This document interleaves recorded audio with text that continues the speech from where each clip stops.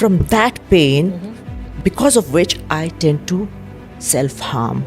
I harm myself, I scratch myself, and very, very hard. So what happens is that I feel that pain, and that pain kind of, takes away my attention from this pain.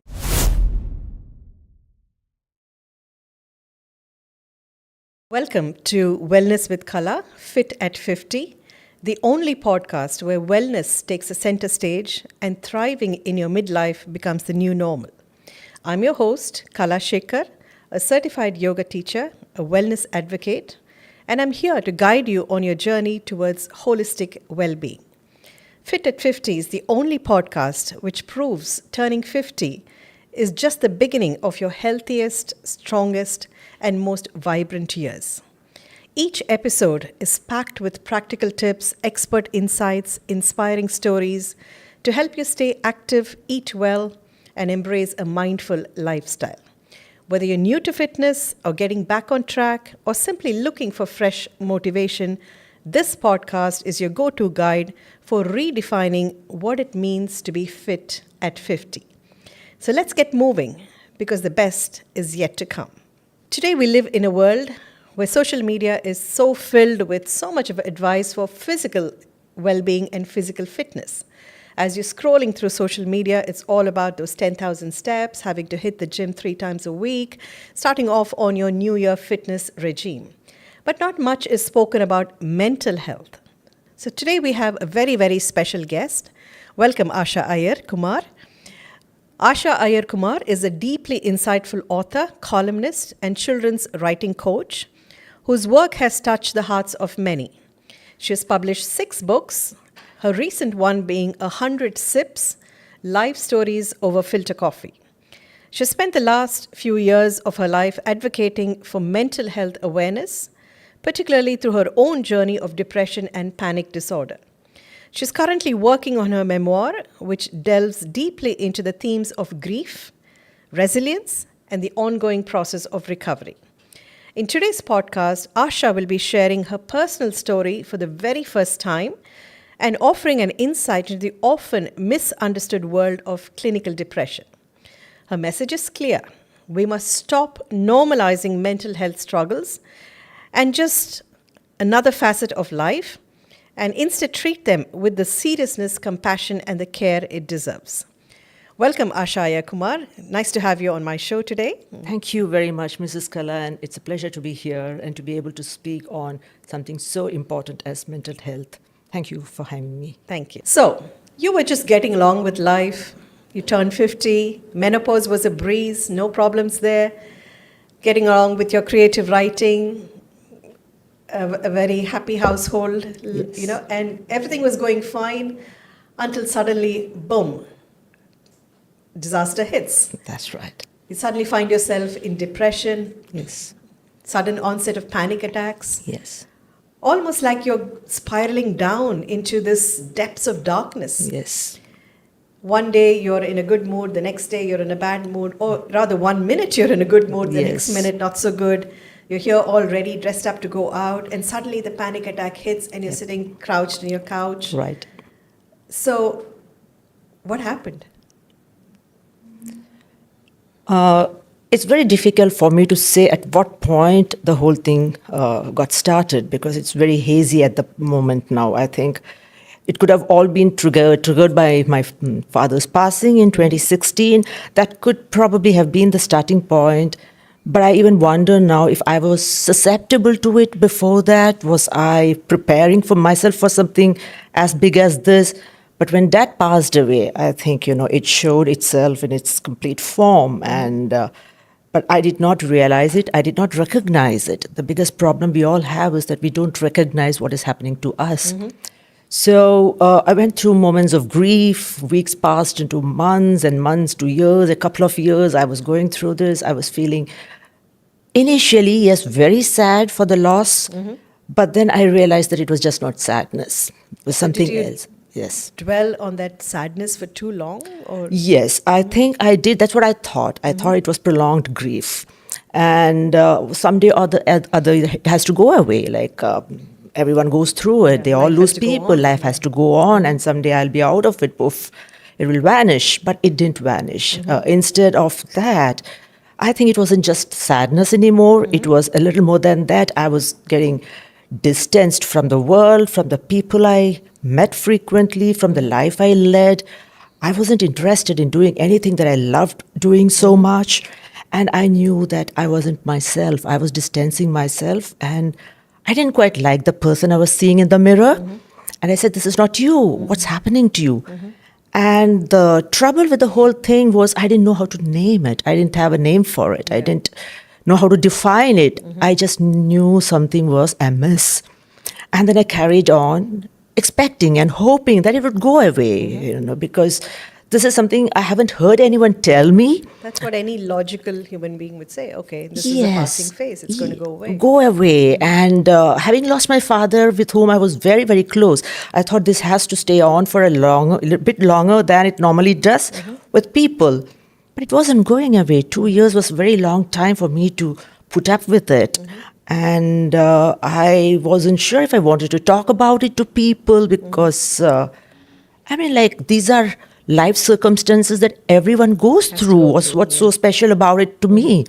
So what were the first symptoms that you started feeling, okay, something is not quite right now? Yes, the withdrawal from the goodness of life. You just didn't want to meet anyone. I didn't want to meet anyone. I didn't want to dress up. I loved dressing up. I loved my wardrobe. I loved going out. I loved meeting people. And these were things that shut down over a period of time. What would be your thoughts when it meant you had to go out today and meet someone? I didn't want to do it.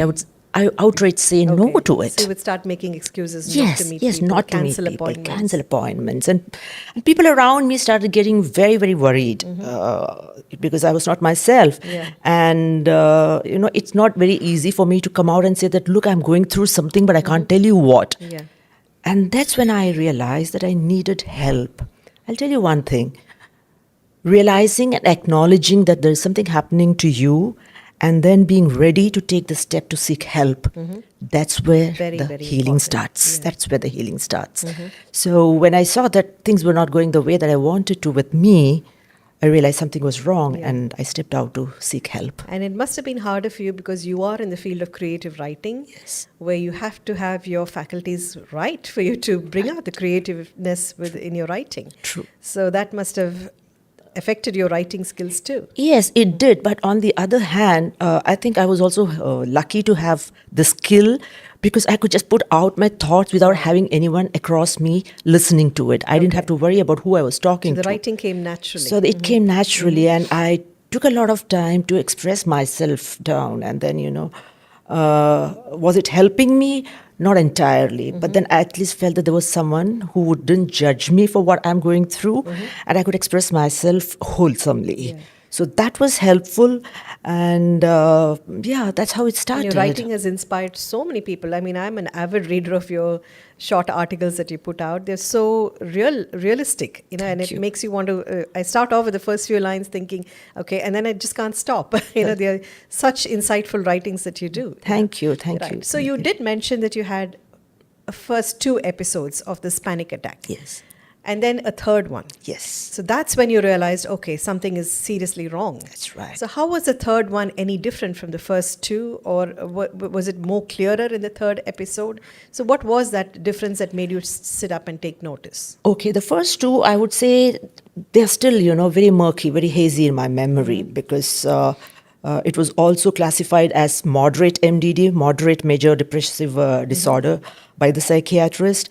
And I was on medication, and pretty soon I started feeling much better. And, you are very arrogant about these kind of things when you think that, okay, I'm better off now, then I can, wean myself off the medication. And when I started... Can I interrupt you for a moment? So at this point, I didn't get how the medication came in. So had you already seen a No. So when I started feeling something was going wrong with me and I decided I need help, I went to the psychiatrist first in India. Okay, It didn't so help. that's the first step. First step, To put aside the stigma and say, Yes. I need help and go see a doctor. Absolutely.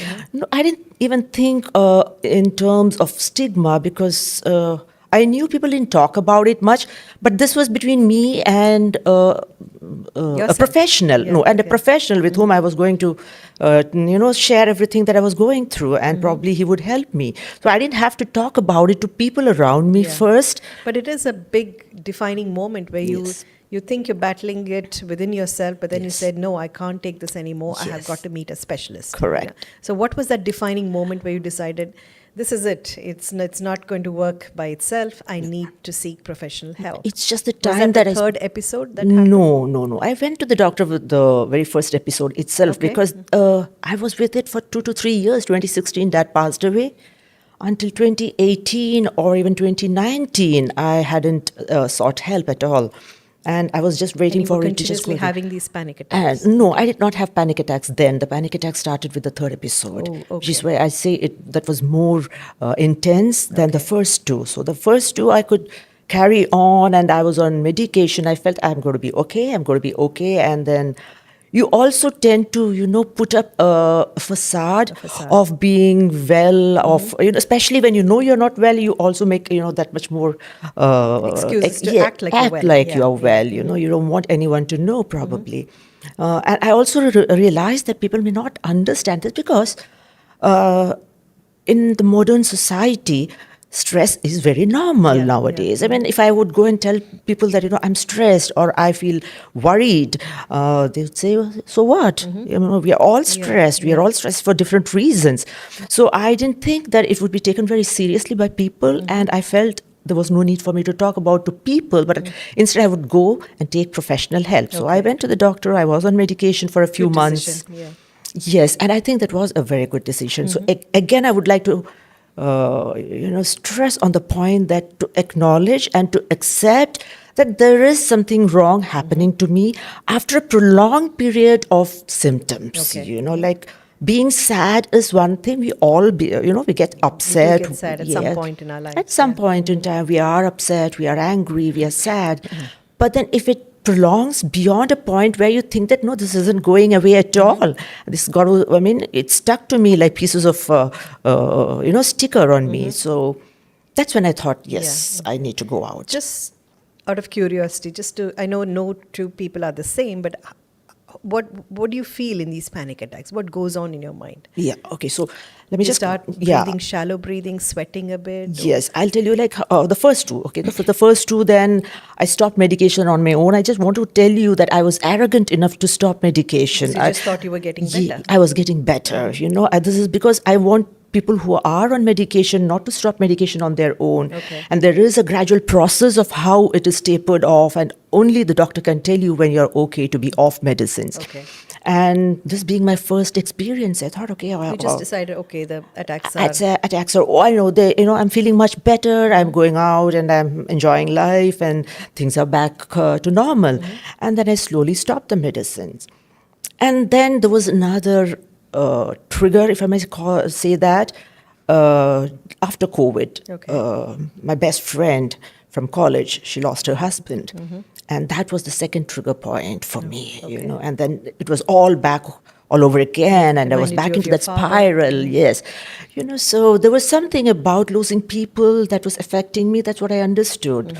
So, and the second time it happened, I ran to the doctor. I said, no, I need the what medicines exactly again. happens when you get this panic attack? What happens when I get this panic attack? It's sudden. Like I start getting this churning in my Starts with that stomach. It's a little bit of uneasiness in my stomach, and then it rises, and then you start panting, and there is shortness of breath. You start sweating. I start sweating. Sometimes it's sweating. Sometimes I feel very Chill. cold. It's very chill, and then there are pinpricks all over my body, and it's deep emotional pain. I don't know how I can explain Like that you're unless just you falling into a deep dark hole. down, and where you can I'm just not crawl back no, up. and I'm losing control over myself. Okay. It's like I know I'm helpless. I don't know what to do next, and that's when in the third episode, the panic attack started only in the third episode, and it came back very, very big. It was a relapse. The doctor said it was a relapse because I hadn't completed my medication and my treatment in the first two, and I was overconfident probably.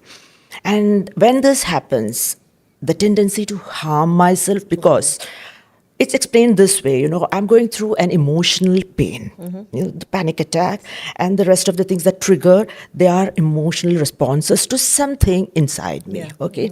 A thought, So the mind is a not logical memory, at all. not at all, not at all. Like I can't even sometimes put a finger on what caused it. And when that happens, I need to distract my mind from that pain, because of which I tend to self-harm. Oh gosh. I harm myself, I scratch myself, and very, very hard. So what happens is that I feel that pain, and that pain kind of, takes away my attention from this pain. Yeah, so the physical pain. The physical pain is kind of taking my it blurs attention out away. the mental pain. Mental Yeah. pain. So that's how I found recourse to, doing these kind of very, very ugly things to myself. And that's when I realized that, no, this is That no is a joke. dark place to be in, isn't it? It was. I was down in an abyss. I didn't know what to do.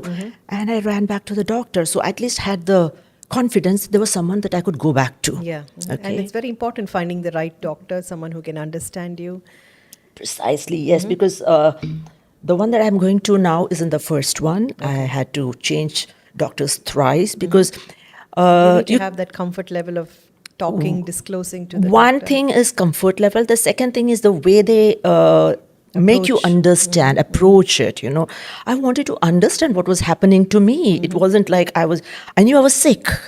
But what kind of sickness is this? I have heard people being, mentally deranged. We use the insane and mad and stuff like that.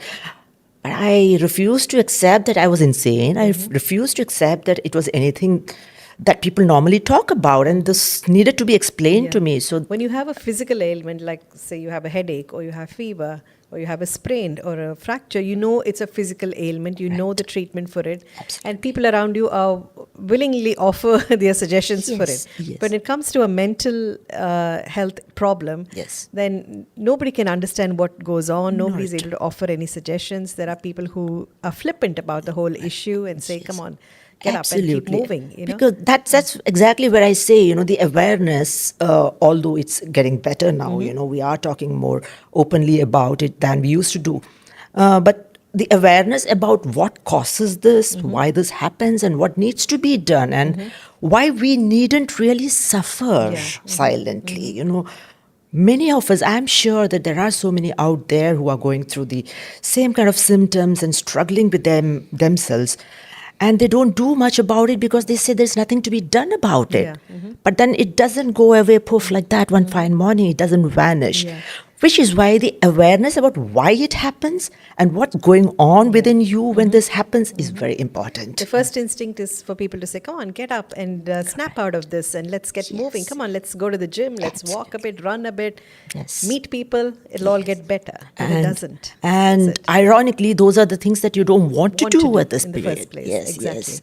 So So- it's very confusing for us, And as when a the patient. doctor you meet, when you say he explained to you that this is just a hormonal change, where the serotonin and the dopamine are less, the nerves are not conducting as much as they should. Yes. Then you realize, oh, this is Yes. an actual problem that can be treated. It's not something vague that's going Yes. beyond my understanding. Absolutely, Yeah. absolutely. So what I came to understand was that it's a combination of factors that leads to this.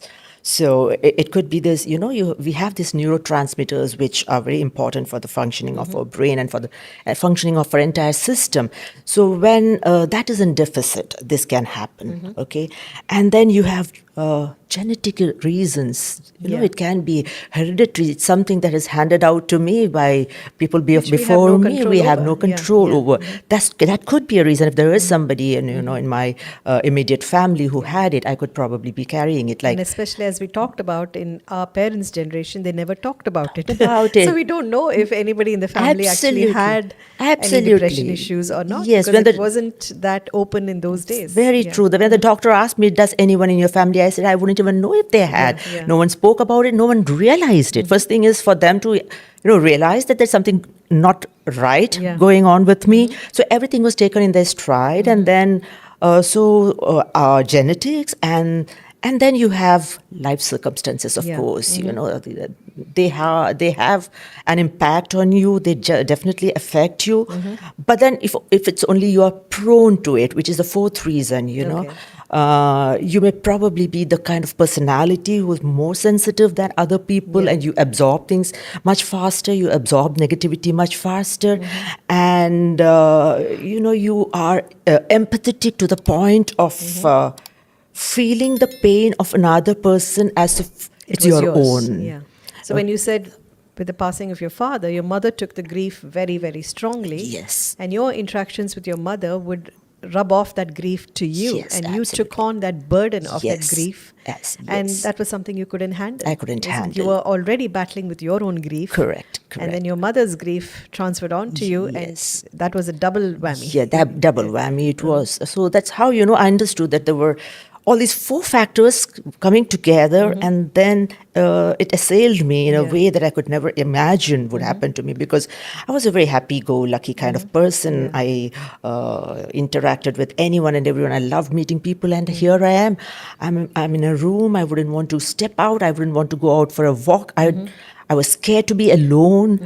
At the same time, you wanted to be alone. I wanted to be alone too, and I didn't know what to do next. And that's It is when, like, see, you were a very successful writer, journalist, author. You were in control of your life, Correct. and suddenly you find yourself completely spiraling out of control. You don't know what's happening. You don't know how to address this situation. yes, And the worst thing is making family members understand what you're going through. So that Correct. brings me to my next question. You live here with your husband. Yes. How did this all affect him? Because in any ailment or in any illness, we focus so much on the person going through that pain or that illness.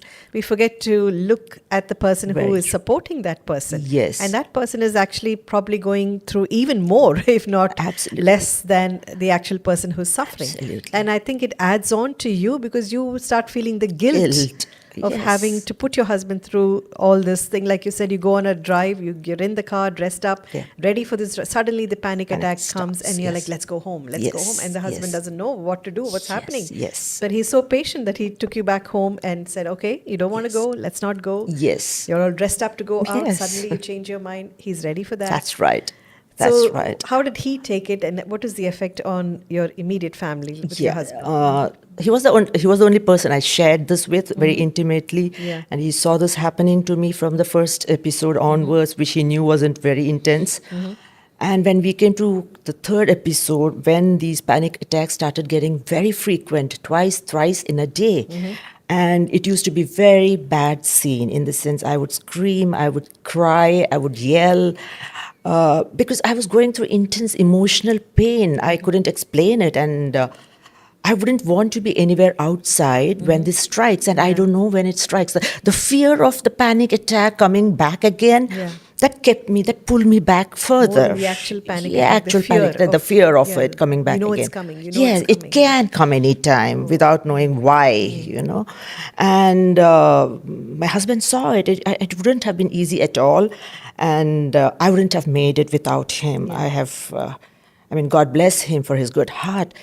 I wouldn't have made it without him. And the episodes of self-harm? Of self-harm. Where you would take a fork yes, or a knife and to your bed? And keep yes, it I there? would do that, and I don't know And if I should. You didn't sort of know you were doing this consciously, did you? I knew I was doing it, but I wanted to do it. I needed it because okay. that was the only thing that could probably, make up for the emotional pain I was going through at that point in time when the panic attack struck me.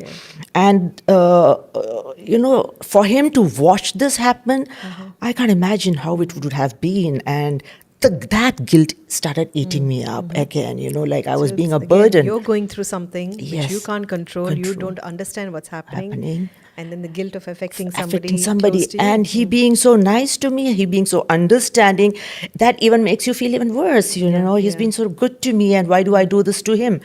And then we came to an understanding where he said that, look, I understand what you're going through. I understand this is not within your control. I know you're helpless. Now let's do what it takes, whatever it takes Okay. for us to get over Wow. this. We are going to fight this together. And the day he said we are going to fight this together, I was up to it. I said, yes. I know this is going to be a long haul. It's not going to be easy, and I'll have to go through it. it's not like I can escape it. Yeah. I really need to go through the woods and then get to the other side of the whole thing. I'm glad both of you knew that there was another side. There was light at the end of the tunnel, so that kept you going. And hats off to you, Mr. Vimal, for, I mean, it's amazing to have a partner like this who understands, who's willing to go through this journey. It's not just you going through the journey. Yes. Even though you are being tormented here, Yes. he is right there with you. Absolutely, at all times, including yesterday, even the recent episode of yesterday, He was there, but it's now that I've asked him to take it a little easier. I promise him that I won't do anything To self-harm to self-harm myself. And I came very close to doing the unspeakable twice. And that scared very luckily me. someone was there with you. No, I have only, Almighty to thank me for. You were by yourself. Yes, I realized that, no, this was something I couldn't do because there was no one. I was alone at home. And twice I came very close to it. And I don't know, God was great. And he deterred me from doing anything further, anything nasty. And here I am talking about it. And I want people to really understand that this is a genuine health problem. Yeah. It's a health problem, and it's got nothing to do with my character. It's not a weakness. It's not because I can't handle stuff. It's just that your health doesn't allow you to be what you are. It's just like getting a fever or getting a throat pain or a body ache. Yes. This is something. Yes. Mental illness is as good as a physical illness. Yes, yeah? I would even liken it to, someone suffering from cancer. Yeah. I mean, this is like, it's inside, it eats you up slowly, gradually. We're not ashamed to say I have diabetes or I have cancer. We go seek the right treatment for it. Yeah, right? And then, so this is about you knowing that this is killing you from inside. And one fine day you're going to wake up and find that you're not yourself anymore.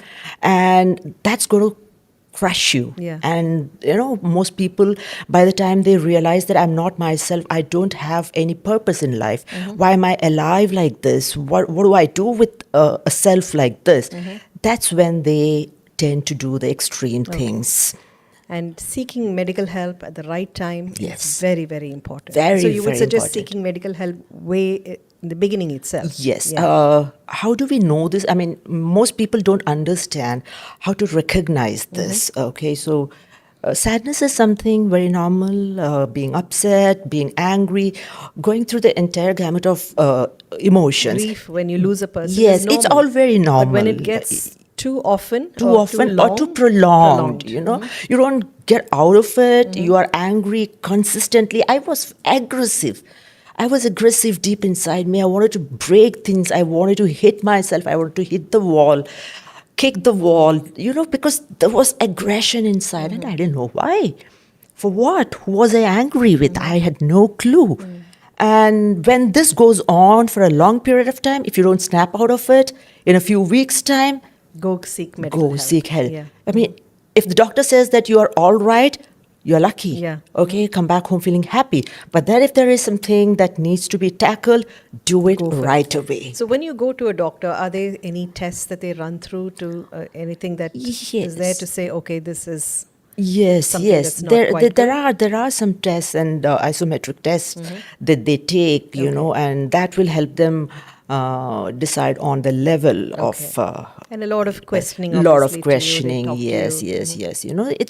It's something that you can only decide from the symptoms. Okay. That's the worst part of mental health crisis, that you cannot be subjected to a test by a machine cannot tell you whether you are depressed or not. It's only from what you tell the doctor. Being very open with the doctor, being honest with what you feel about yourself and what you have been doing in the past few weeks or months. That helps the doctor determine where you stand. And you talked about the binge eating where you gained 12 kilos. Yes. So on all fronts, it's traumatic. Yes, it is traumatic. And you don't eating a way of escapism? No, the fact is, I wasn't even eating that much. I wasn't even eating, but I could also, probably put the blame on Not exercising not or- exercising because I wasn't going out. Yeah, yeah. I didn't want to go out. I'll be scared if I walk out within 5 minutes if there's nobody with me and I get this panic attack. It's very bad scene, Mrs. Kala. I wouldn't want. I stopped going to work. I started working from home because I just couldn't imagine going back to a place and Where there were going through people this. around. Yeah, people Yeah. What around. if There's you so got much the of panic attack drama. then? Yeah, Yeah, I didn't want this drama to happen anywhere. So yeah. Okay. So with medical help, you also talk of therapy, Yes. right? So a person taking medical medications should also go through therapy. Is that Yes. what you suggest? Yes, that's how they prescribe both therapy and Okay. medication together To go side by side. because medication it rectifies the chemical imbalance and emotionally the therapy therapist will be helps. help Yeah. you to see through what you're going and make you understand that you're going through this. You need somebody to point it out to Yeah. you. So that's what a therapist doesn't have answers to all your problems. The only thing that a therapist can do is to help you see things with clarity. Yeah. And that clarity will probably make you realize about the things that you need to do going forward. Yes. And I think it's also essential the family sits with a therapist Yes. so the family or the husband can understand Yes.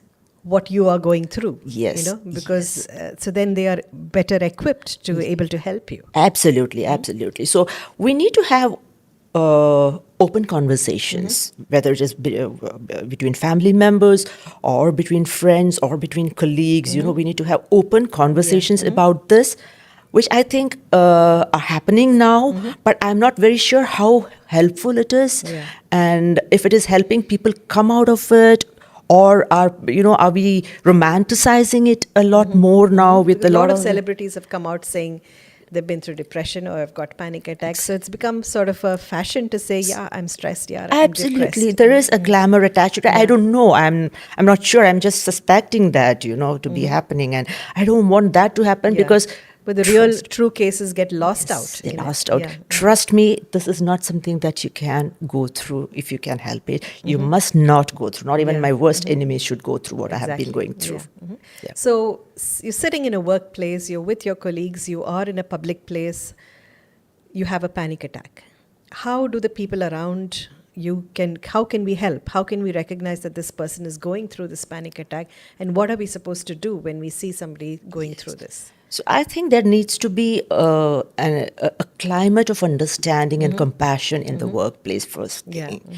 Yeah. It's not about I suddenly have a panic attack and then people are alarmed a little bit. The people who haven't seen it, Yeah. they're going to be alarmed, but they're going to be there immediately holding your hand and asking you, do you need water? Can I help you? All those things. But then things need to be a little more broader. We need to take things at a Empathetic, empathetic, at a macro level, where the entire working environment, the workspace itself, has to be accommodative of these kind of ailments. Yeah. If Just like we have maternity leave, or just like Exactly. we have paternity leave. Exactly. A leave for prolonged illness, Illness. So, hospitalization. yes. We need to address this. Absolutely, and say, yes, absolutely. mental illness is a serious disorder, Yes. and it's a disorder that needs attention. It's not a frivolous thing. No, it's not a not figment at of all. imagination. Not at it's all. a real issue. Yes, and it is. HR departments need to work on it Yes. and to be accommodative to people who are Yes. going through, especially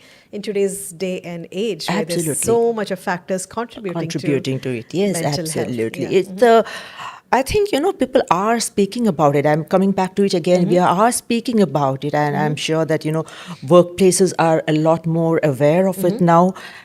But does it percolate down to the point where the real person gets the support that he needs? Yeah. Okay.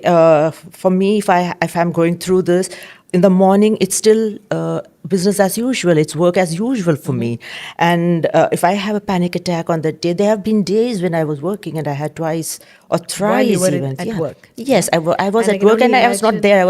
I started working from home Yeah. for a while. And your job is not like any other job. It's a creative writing job. you know? Right? So I need to be alert. I Yeah. need to be at my best every time. And once it strikes, it's about 1 hour lost for me.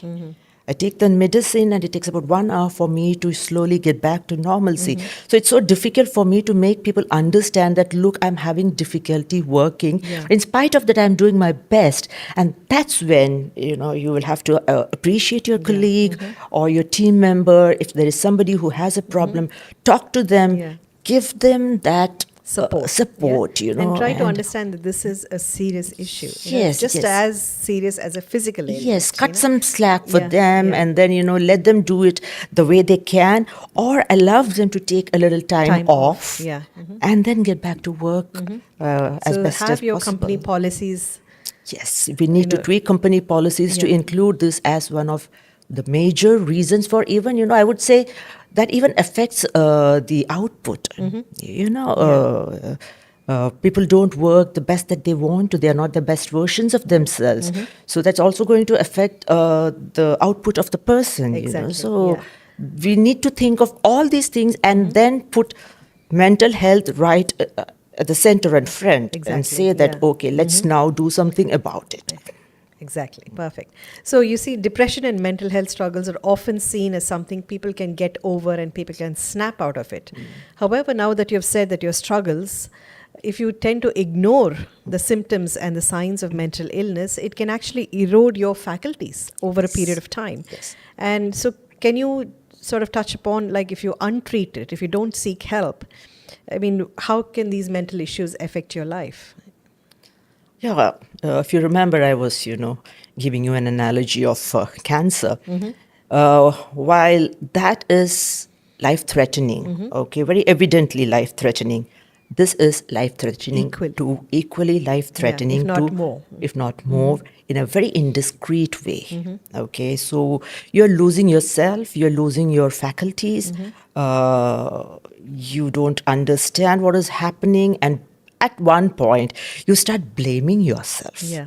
You get to a point where you start blaming yourself and take responsibility for whatever is happening to you, and you feel like you are a failure in life. Okay, in spite of all the accolades, achievements. all your achievement, all the merits that you have, you might be the best person that you are in your profession, but at the end of the day, when you're not able to stand up to yourself and Yeah. support yourself, you consider yourself a failure. You're not able to control not. your feelings. Yes, and control you think the way you feel. You feel so, and that is where it's important for us to think that no, it's not me. It's not me. It's Yeah. not Asha. It's just This a is- little body yeah, malfunctioning. it's an Yeah, abnormalcy yeah. that needs to be fixed. Yeah. Okay, so don't take responsibility for whatever is happening to you. And that's an additional burden to carry on. And, Yeah. and don't get emotionally entangled with it.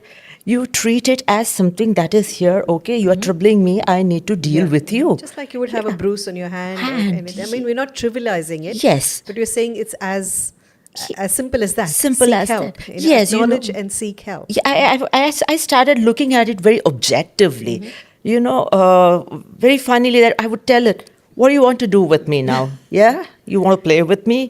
Come on, Yeah. come on, buddy. Let's have a game. Yeah. That's how I started conversing with this thing. And if someone were there, they would have taken me to be insane. Yeah. She talks to herself.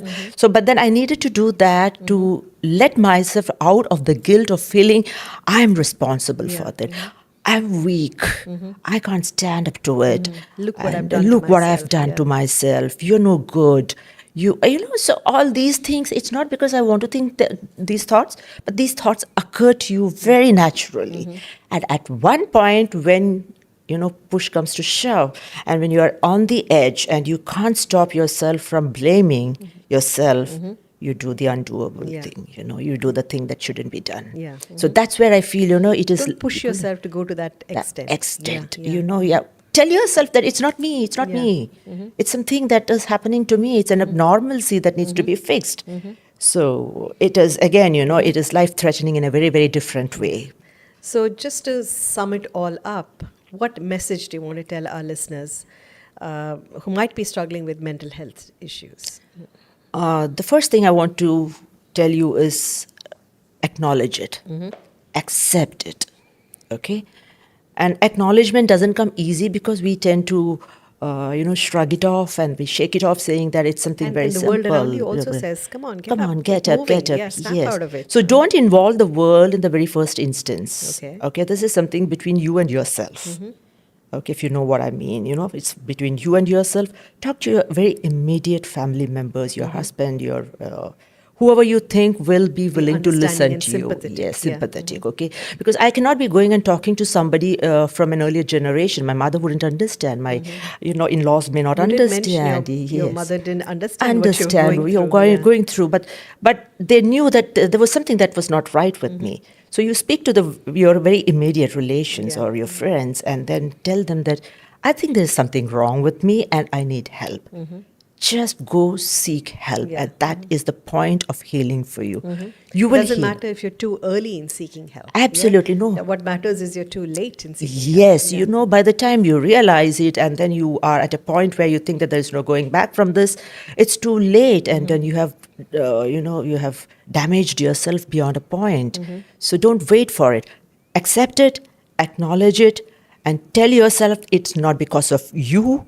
It's just like having a fractured leg Yeah. that you would talk about. And if you want to talk about it to people, talk about it in a way that they will understand. Yeah. And do not have self-pity. Self-pity. Yes. That's a very Because important thing. it's yeah. very easy for me to drown myself in self-pity and say no one understands. Yeah. Because you can't blame them. There isn't much talk about it. There isn't much literature available about it. We've only seen people going through it. Yeah. But what is it in reality? No one knows. Yeah. So And I start think talking to people. We need to equip ourselves with what to do when somebody's going through this panic attack. How Yes. can we help? How Yes. can we be sympathetic? Yes, Yeah. yes, you- And I think it's very, very brave of you to come out in the open and talk about what you've gone through. Thank you. I love the fact that you saw light at the end of the tunnel. You knew that Yes. this is not going to last forever. Yes. There's always going to be a brighter side where I come out of Absolutely. this. You took Absolutely. charge of the situation. Yes. You and your husband together said, we're going to come out of this. Yes. And you sought help. Yes, I you went did. to the right person. You found help. Yes. There was no stigma or shyness associated with this. Yes. And here you are writing your memoir and Yes. coming out in the open, Yes. educating people Yes. about this, making sure more and more people are aware and know what to do. Right. And sort of it might be helping any listener out there who is like, this is exactly what I'm going through. Yes. Yeah, and Yes. I don't need to feel shy about seeking help. I can go out. This Yes. is a Yes. logical thing that's happening. There is some sense to why This- all this is happening. Yes, it's absolutely. not like my mind has gone gone berserk. Yeah, yes, yes. There are biological reasons to it, and the earlier you get to understand that, the easier it is for you to get out of it. So don't delay, seek help. Exactly. Is what I want to tell you all. Thank you so much, Asha, for coming on the show. Thank you very much for listening to this podcast. We will see you soon on yet another podcast, Fit at 50. The best is yet to come. Thank you.